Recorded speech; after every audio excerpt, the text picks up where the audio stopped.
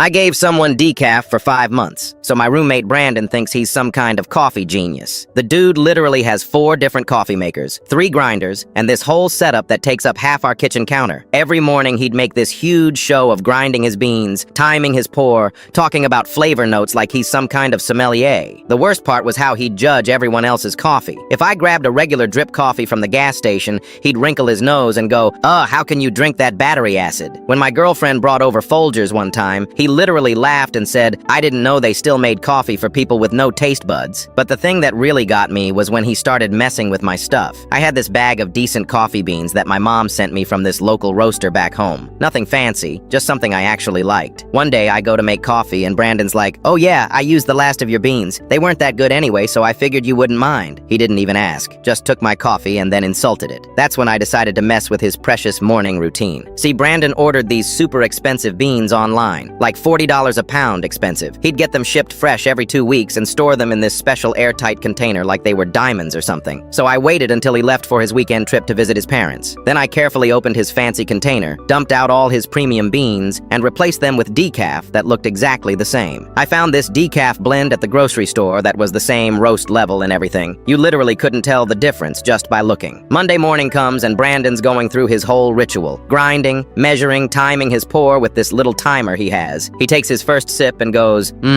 perfect as always. I'm sitting there eating cereal, trying not to laugh. For the next few weeks, Brandon kept talking about how his coffee game was on point. He'd post pictures on Instagram with captions like, starting the day right with this amazing single origin. Meanwhile, the dude was basically drinking fancy hot water. The best part was watching him try to figure out why he was so tired all the time. He'd be like, I don't get it. I'm drinking the same amount of coffee, but I feel like garbage. He started drinking more and more cups, thinking maybe he was building a tolerance. By month 3, he was downing like 6 cups a day of decaf and wondering why he felt weird.